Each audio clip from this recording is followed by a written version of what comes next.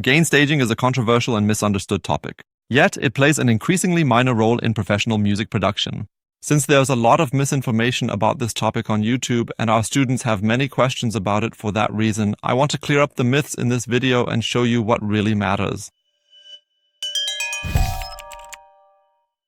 Myth number 1. As soon as the level in my DAW rises above 0 dBFS, annoying clipping occurs. That's simply wrong.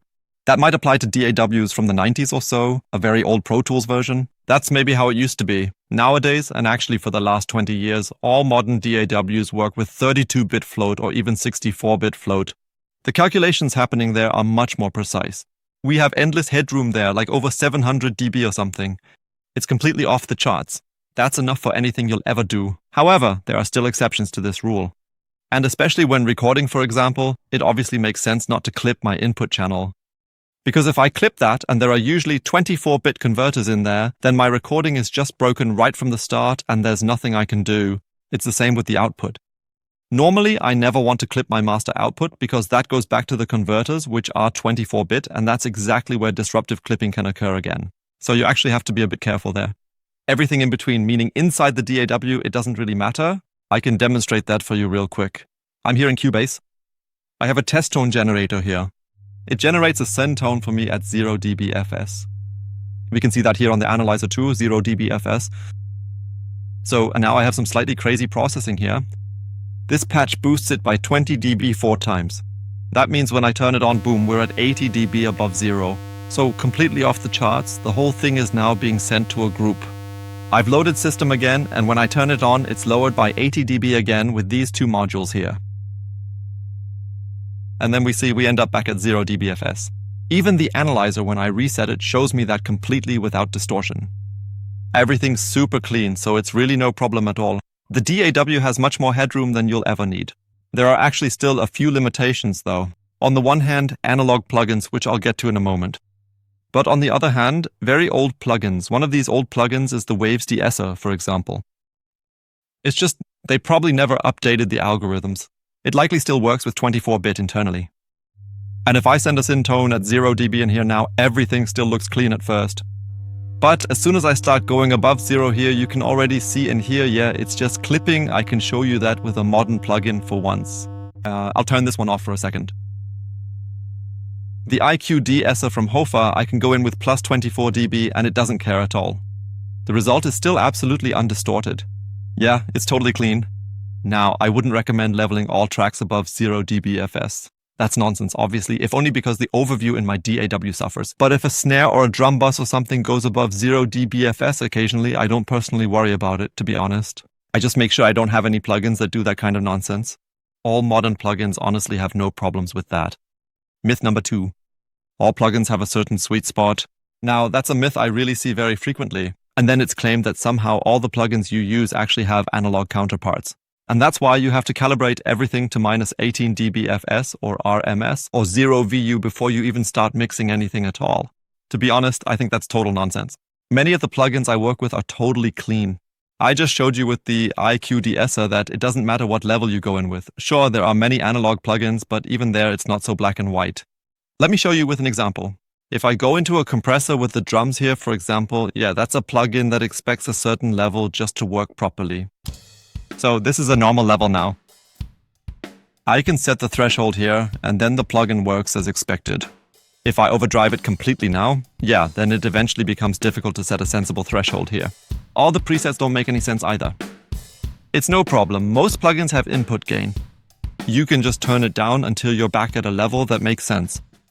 Or you just put a plugin in front of it that simply turns the level down, yeah. No stress, you can just easily adjust that with plugins like these. So now there are other plugins, like this one from Waves, it's an API 2500. They just have such small control ranges, like the threshold here, for example.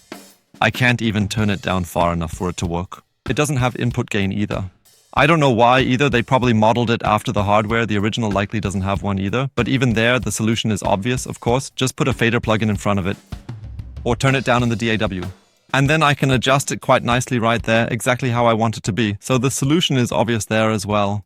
So now there are other plugins like equalizers, for example. It's not about having a certain operating range there, and if I'm outside of that, the plugin just doesn't make sense anymore. But they can still have effects nonetheless. For example, it's sometimes like that with EQs, with analog emulating EQs. I have the rare from Analog Obsession here. First of all, basically it doesn't clip if you go in above 0. They did a proper job with it. Eventually a tiny bit of harmonics appear, but that's not clipping. It also works internally with 32-bit float. It's more like, yeah, the creators want to provide a certain analog mojo somehow.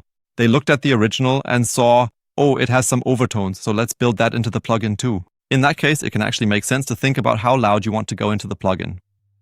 I think it would be cool if plugins like that also had an input control. It's missing here too. I don't get it. I'd rather have an input control on plugins like these. Instead, I always have to put a fader plugin in front of it now. And then I can set exactly how loud I want to go in there. And then you can also see, now I'm just below 0. The plugin has a tiny bit of overtones there. If I go in really hard here, then the plugin just has a few more overtones like that. But even that, it's not about having some magic levels where you have to say, oh, everything at minus 18 dB or something, but rather, is my plugin even doing anything? If so, how much of it do I want? And then I can consider how hard I actually want to go into the plugin. But that's much more a matter of taste than some rigid rule that you absolutely have to follow. Myth number 3. Gain staging is the most important thing to achieve a sensible mix at all. Sorry, but I can only shake my head at that. I heard it again recently in a YouTube video where someone starts leveling everything to minus 18 dB RMS first so that some sweet spots are reached and the mix starts to breathe. Or whatever else is promised there, that's just nonsense. We've just seen in the other things, the DAW doesn't care at all these days. Most plugins don't care at all. If you're working with analog emulation plugins, just make sure that they're in a range where they're reasonably comfortable or that the distortion sounds the way you want it instead of chasing some magic numbers. They don't exist anyway. What's much more important, though, is that the volume levels in your mix are right. What's the point of having nice numbers in the mixer if everything sounds like a total mess instead? In the end, you're mixing with your ears. It's not painting by numbers. Myth number 4. At the start of a mix, bring all tracks to one level first. Yeah, you hear that sometimes too. That's more of a workflow thing. Some recommend that you normalize everything to minus 18 dB RMS so that the plugins work better, or something. We've just looked at all of that. Personally, I don't do it. Usually the tracks already come in a reasonably sensible ratio, or I was involved in the production myself and have already made decisions. Why should I throw all that away in the mix? It's nonsense to make some shakers super loud so that some plugins supposedly work better, only to pull everything back down in the end. If you can hear the track at all in the end, that's nice. Hoping for some analog mojo there is total nonsense, I think. Also normalizing all the tracks or whatever is often done. For workflow reasons, you can do it, I guess. There are people who say, no, I'd rather start clean. I don't want to be influenced by the pre-production or the recordings in any way. I'd rather start clean. So I can still understand that somehow. It's not really my style, but okay, if you enjoy it, then do it. But honestly, you're mostly just wasting your time with that, if we're being real. Bonus tip. If you're tired of all the misinformation and myths floating around on YouTube and various forums, then our online courses might be just the thing for you.